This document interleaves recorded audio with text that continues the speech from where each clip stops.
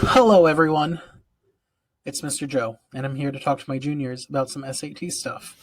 Um, Here I am with my SAT overview video, trying to give you some information about the test and show you some resources that we use over the years for SAT prep so that you guys can practice on your own. The June SAT has been canceled, so you probably won't be taking the SAT until the end of August or probably October. So that just means that you have many months to get some SAT practice under your belt and get ready for the test. Now, what is the SAT? Some of you might not have known that it actually stands for something. It's the Scholastic Aptitude Test. So it's that scary test that people have been talking about probably all your life about getting good scores to get into college. The SAT, along with another test called the ACT, is one of the main ways that colleges decide whether or not you're ready for their institution. So doing well on the SAT can benefit you greatly, but just remember that it's only one part of your college admissions packet that you submit to colleges.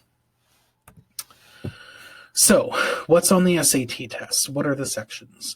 There are really 5 sections in the test, the last one being the essay, but there are really 2 main scores that you're going to get. You're going to get 1 score for evidence-based reading and writing, which is basically English, and 1 score for mathematics. So 1 English score, 1 math score.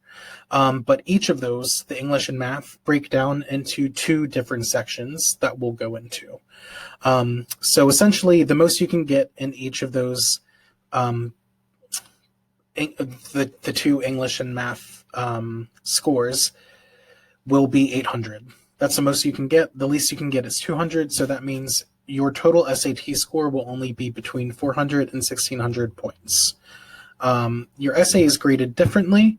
You have a score between 2 and 8, depending on the scoring criteria they use for essays. Let's talk about some terms that you'll encounter for the SAT. You're going to hear average score a lot during your college research. And really what that just means is that when a college says that their average SAT score is whatever number, they're taking the average of their current freshman class that started that academic year. Just saying that the average score that of freshman students that they just admitted into the college is whatever number. And so that's kind of the score you're going to be comparing your SAT score to see if it's likely or not that you'll be accepted into an institution. If an institution's average SAT score is 1,300 and yours is, let's say, 800, chances might be low. You may still apply and somehow might still get in, but if you have an average SAT score of 800, you're probably going to want to look at a school that has their average around from 800 to 1,100. Composite score is the total of your 2 English and math scores. So added together, that's your max score of 1,600 or minimum score of 400.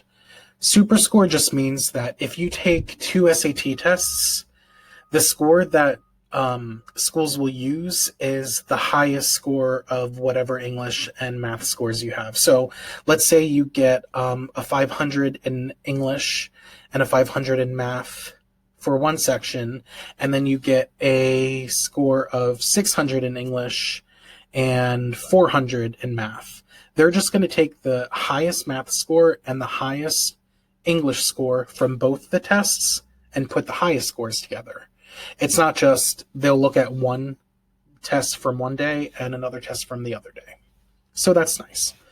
Test optional. So more recent in history, schools have been like, we're not really down with the SAT standardized testing. We won't accept the SAT, but we're going to give you a series of short essays. So that's typically what some schools like Temple have been doing, is you don't have to submit your SAT scores, but you do have to answer a series of short questions or short essays. And then schools that say that they're test flexible, that means that they don't require the SAT if you can submit another standardized test like an AP test if you took AP classes in school, or the SAT subject test, which is a specific subject test like chemistry or Spanish that some schools ask for. Here's some information about average scores. So the national average in 2019 was 1059 out of 1600. So the national score is that. That is sort of like what you kind of want to aim for. You can see the average breakdown between Pennsylvania, the state, and your schools, and Upward Bound. You can see that at Upward Bound, we try to prepare you guys a little more so that you can do a little better on your tests. So I'm proud to say that our students do a bit better on their SAT tests than they would if they didn't have Upward Bound and they were just trying to figure it out at their schools. So what's in the test? Like I said, you have the two main sections, English and math, and they break down into two more sections. So in the test, these are the sections that you'll be taking. And total, they're about 3 hours and 50 minutes. It's a long test, the SAT, so preparing mentally, physically, and with your studies is really important. The sequence of the test will always be in this order, so you'll always be taking the reading test first and doing the essay at the end. So you have your reading test, your writing and language test, your math without a calculator test, and math with a calculator test, and then the essay at the end. You'll notice that the reading test is pretty long, the math test without the calculator is pretty short, and we'll go into that. So let me move my big head. The reading test is 65 minutes, 52 questions. So you really want to spend no more than like a minute and 15 seconds per question. Some questions you'll be able to answer pretty quick. Some questions might take some thought, but on average, it's about a minute and 15 seconds. It's entirely multiple choice. And basically what happens is you get a reading passage, you'll have to read it and answer some questions about that passage. The type of questions you'll encounter would be summarizing what the passage is. Some passages have graphs, tables, and charts where you'll have to say, hey, this is what this piece of percentage means when I'm talking about the passage. Some questions you'll have to find the meaning of a word or a phrase. Some questions, they'll ask you a question about the passage, and the next question is going to ask you to pick out evidence of why you chose that question. So you're reading, you're comprehending, and you're answering questions about passages. Writing and language. So this is going to be different than the writing test. It does have passages, but the passages are short, and you're more focusing on grammar for the most part and editing. So it's also entirely multiple choice. It's 35 minutes with 44 questions. So less than a minute for each question, just to keep that in mind. And it will also have graphs, tables, and charts as well that you'll have to interpret. So like I said, you're basically like finding and fixing mistakes. You might swap out words for a better word. You might say, hey, this comma doesn't work there. Let me put a colon. You'll have to fix grammar and structure. They might ask you to choose a sentence out of a paragraph to remove or move around. So editing, grammar, sort of that kind of questions on the writing and language test. For the math tests, they're pretty straightforward. It's like math that you encounter in school. So you're going to have algebra, inequalities, quadratic equations, percentages, linear equations, graphing, word problems. So the way to practice for the math test is just to practice your math. The no calculator section is 25 minutes with 20 questions. The calculator section is longer, 55 minutes with 38 questions. The no calculator section, they will not give you math problems that you cannot do mental math with, or like figuring it out on a piece of paper. With a calculator section, you really should be using your calculator to figure out those problems. So they chose the questions and the sections pretty specifically.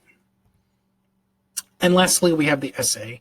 50 minutes, just one essay, and it's not a persuasive essay. It's not a persuasive piece. You're not writing about a topic per se. Your essay is going to be about the author. Your essay is going to be about if the author did a good job with their argument, what kind of evidence they used, what kind of data that they used, and mostly the passages that you're going to be reading about and writing the essay about are going to be from like published works from like presidents or famous books or something like that. All right. So that's sort of what's in the SAT. Let's talk about some stuff that you guys can use to get ready. Some materials that you can use for practice. So if you go to collegeboard.org, you can scroll down and you're going to see here SAT. You're going to click on the SAT thing, and you can see that they have free SAT practice tests. They, as you'll see, if you come down here where it says section topics and click on practice, you'll see that the College Board has their own app that you can download and use on the computer or on your phone for practice. But right here in College Board, I want to click on the SAT practice tests, and I want to show you just how much materials they have for you. So SAT practice test 1, they give you the actual practice test, they give you a practice essay, and they even give you the answer explanations and a way to score your test. So what you're going to do is probably, if you were able to print, you can click on the practice test answer sheet, print that out, and then do some mock SAT sections on your own. This is what the practice test looks like. It pretty much looks like what the SAT is going to look like on the day of. It gives you directions, and it's pretty straightforward. Here's the passage. Here are questions that you're going to answer about the passage. So they'll give you a test, and they'll give you answer explanations. So if you're doing practice on some questions and you're like, oh, why did I get this wrong? Well, it clearly explains every single question on the practice test that they give you. So there's that for help. So I would, one day, if you're doing some practice, if you want to time yourself and do some of these SAT sections, this is a good resource to do to get some different practice tests and really get some practice on like what the SAT test is actually going to look like and be like. The second thing I wanted to show you guys is khanacademy.org/SAT. If you sign up here, it should take you to something like this, if it ever loads, and you can join as a learner, put your birth date in, and you can sign up through Google, through Facebook, or just whatever email account that you use. Once you sign up and register, it's going to take you to something that looks like this, and then you're going to click practice right here. And the first thing you're going to do is they will have things called diagnostic quizzes for math and reading and writing. I'm not sure why it's taking forever to load. So those diagnostic quizzes are something that you should take first. And then based on your answers on those quizzes, it'll show you things that you really need to work on and tell you what you're doing well at. And it'll give you different tips and strategies and full tests and reviews and all that stuff. So khanacademy.org/SAT is a very helpful resource. Again, Khan Academy also has a phone app. So you can do like 10 minutes a day on the phone app, SAT practice. That will really help out getting you prepared for the test. Anyway, that's all the information I had for you guys now. My head's big. Good luck. Start practicing. You guys have time. It'll be fine. And we have online tutoring starting next week, like we announced on Instagram this past week. So if you have any questions about the SAT or want some practice, hop on collegeboard.org or khanacademy/SAT, and come to us if you need some help. I hope this was helpful for you guys. And good luck, juniors. Bye-bye. Comment below if you have any questions or, want to say hi. Mwah!